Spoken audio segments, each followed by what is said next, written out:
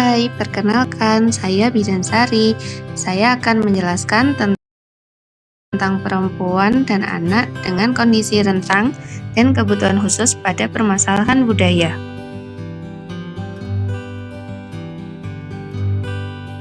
Latar belakang dari pembahasan hari ini adalah perempuan dan anak merupakan kelompok yang rentan terhadap berbagai permasalahan kesehatan, sosial, dan budaya. Yang kedua, data dari Kementerian Pemberdayaan Perempuan dan Perlindungan Anak atau yang disingkat KPPPA tahun 2023 ditemukan sekitar 30% perempuan dan anak menghadapi hambatan dalam mendapatkan akses pelayanan kesehatan karena norma budaya yang membatasi peran mereka dalam masyarakat. Misalnya, praktek pernikahan anak yang masih tinggi dengan prevalensi mencapai 10,35% pada tahun 2022. Data dari BPS tahun 2022.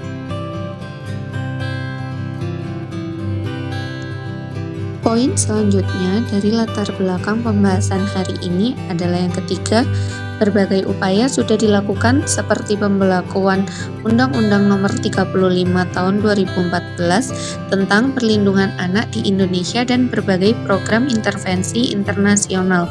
Namun, tantangan budaya, kurangnya kesadaran masyarakat, dan terbatasnya akses layanan masih menjadi penghalang utama untuk mengatasi kerentanan perempuan dan anak. Ngomong-ngomong tentang kerentanan, apa ya kerentanan? Yuk kita simak penjelasan berikut ini. Konsep kerentanan. Kerentanan merupakan kondisi di mana individu atau kelompok memiliki resiko lebih tinggi untuk mengalami kesulitan atau dampak negatif akibat faktor-faktor tertentu seperti kemiskinan, disabilitas, atau situasi sosial yang tidak menguntungkan. Kelompok rentan terdiri dari anak-anak, perempuan, lansia, dan penyandang disabilitas. Menurut Undang-Undang Nomor 39 Tahun 1999, kelompok rentan termasuk wanita hamil, anak-anak, fakir miskin, dan penyandang cacat. Kerentanan ini bisa disebabkan oleh berbagai faktor, termasuk kurangnya akses terhadap sumber daya dan pelindungan sosial. Beberapa faktor yang menyebabkan adanya perempuan dan anak dengan kondisi rentan dan berkebutuhan khusus, antara lain yang pertama faktor ekonomi.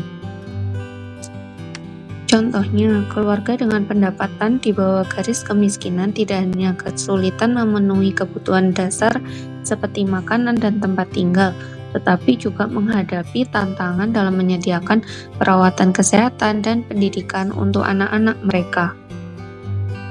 Yang kedua, faktor kesehatan.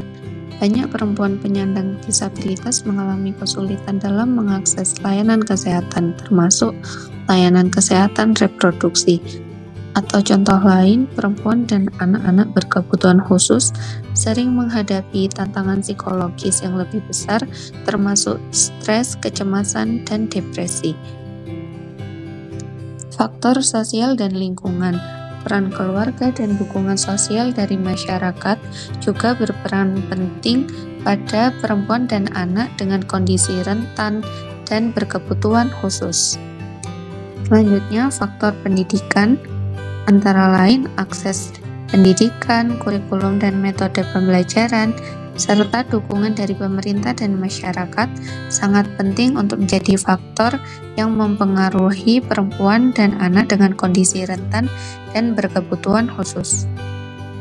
Yang terakhir, faktor budaya, contohnya persepsi masyarakat terhadap anak berkebutuhan khusus, norma dan nilai budaya di wilayah setempat, dukungan sosial dan lingkungan, pola asuh berdasarkan budaya, keterbatasan pengetahuan tentang kebutuhan khusus, dan pengaruh agama.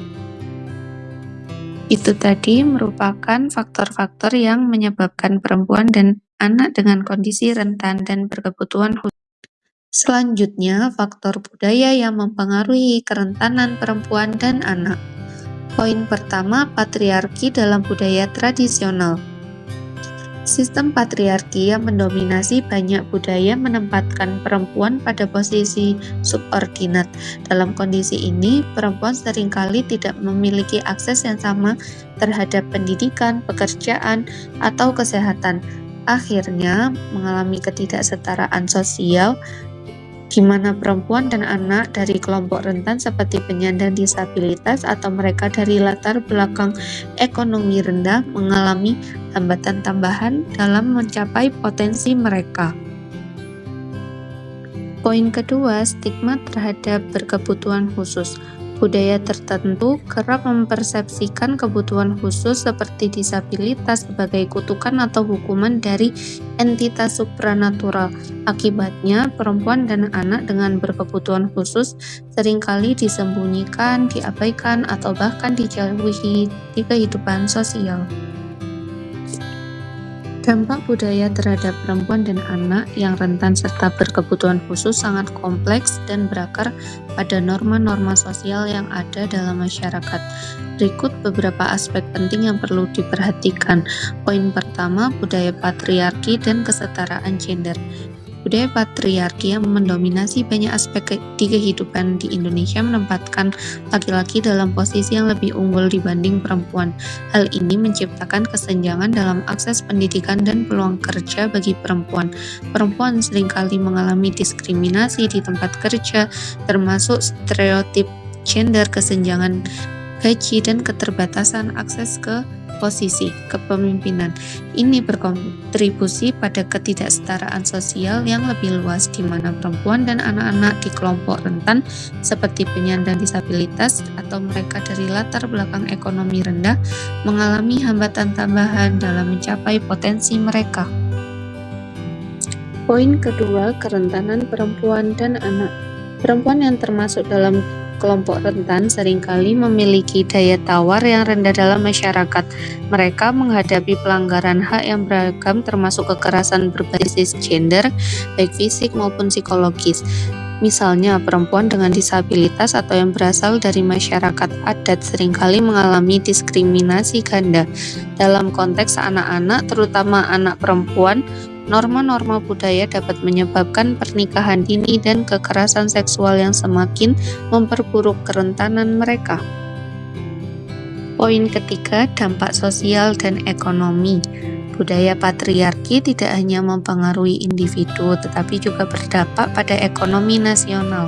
Ketika perempuan dihadapkan pada hambatan-hambatan ini, potensi mereka untuk berkontribusi secara ekonomi menjadi terhambat.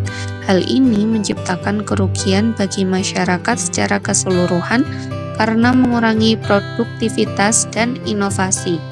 Selain itu, anak-anak dari keluarga yang terpengaruh oleh budaya patriarki seringkali tidak mendapatkan pendidikan yang memadai sehingga memperpanjang siklus kemiskinan dan ketidakadilan sosial.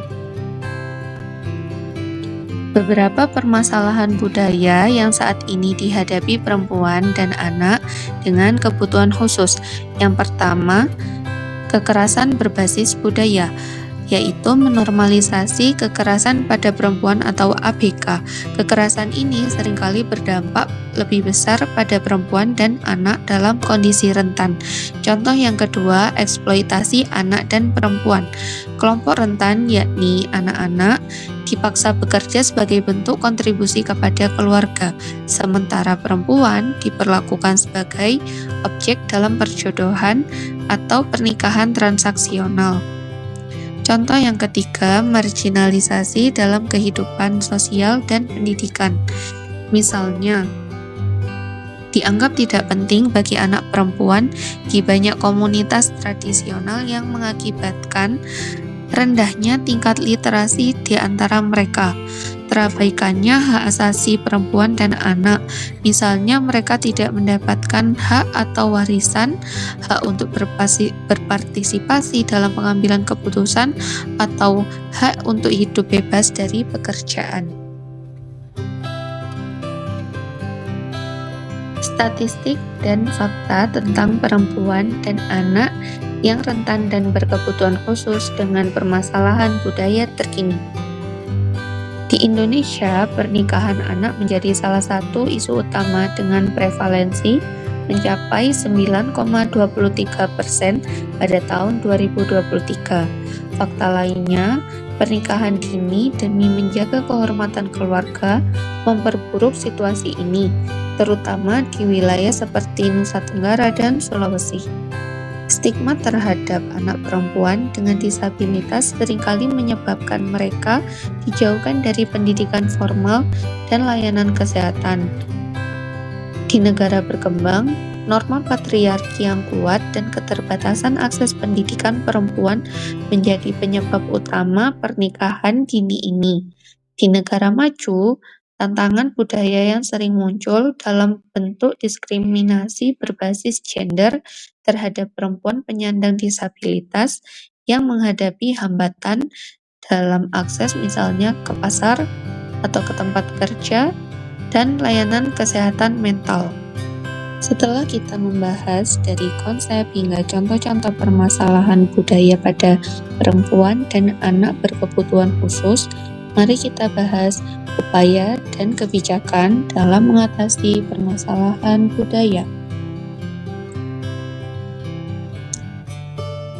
Salah satu langkah penting adalah penegakan hukum dan regulasi yang sudah ada, seperti Undang-Undang Nomor 8 Tahun 2016 tentang penyandang disabilitas yang memberikan perlindungan khusus bagi perempuan dan anak penyandang disabilitas dari segala bentuk kekerasan dan diskriminasi.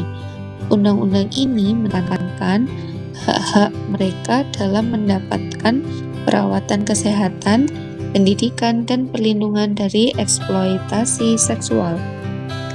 Beberapa contoh upaya untuk mengatasi permasalahan budaya tersebut, yang pertama, pendidikan dan kesadaran masyarakat. Contohnya, masyarakat perlu diajak memahami pentingnya menghormati hak-hak perempuan dan anak, terutama mereka yang memiliki kebutuhan khusus. Lalu diadakannya kampanye publik dan pelibatan tokoh adat serta agama dapat membantu mengubah pandangan masyarakat. Contoh upaya selanjutnya, peningkatan akses terhadap layanan dasar. Pemerintah dan organisasi sosial harus memastikan perempuan dan anak dengan kebutuhan khusus dapat mengakses layanan kesehatan, pendidikan, dan perlindungan sosial tanpa hambatan. Layanan ini juga harus ramah terhadap kebutuhan khusus dan diadakannya pelatihan tenaga kesehatan serta pendidik untuk memahami kebutuhan khusus mereka. Selanjutnya, upaya yang dapat dilakukan adalah penegakan hukum yang tegas. Hukum harus melindungi perempuan dan anak dari diskriminasi dan kekerasan berbasis budaya. Praktik-praktik tradisional yang merugikan harus dilarang, sementara korban kekerasan harus mendapatkan akses keadilan dan rehabilitasi. Upaya yang terakhir yang dapat dilakukan adalah pemberdayaan perempuan dan anak. Melalui program pelatihan keterampilan, pemberdayaan ekonomi, dan pendidikan inklusif, perempuan dan anak dengan kebutuhan khusus dapat diberikan kesempatan untuk mandiri dan berkontribusi dalam masyarakat. Dan yang terakhir, peran tenaga kesehatan dan lembaga sosial. Berikut adalah uraian tentang peran tenaga kesehatan dan lembaga sosial dalam menangani masalah kebudayaan pada perempuan dan anak yang mengalami kerentanan dan disabilitas. Yang pertama, peran tenaga kesehatan dapat memberikan edukasi dan penyuluhan. Yang kedua, peningkatan akses pelayanan inklusif melalui screening dini dan meningkatkan layanan kesehatan berbasis masyarakat yang ramah bagi kelompok rentan. Poin yang terakhir, kolaborasi antar profesi. Dan yang kedua, peran lembaga sosial. Yang pertama, advokasi dan kampanye publik. Dan yang kedua, pemberdayaan komunitas. Dan poin yang terakhir, penyediaan layanan sosial. Demikian penjelasan dari saya. Terima kasih. Semoga bermanfaat.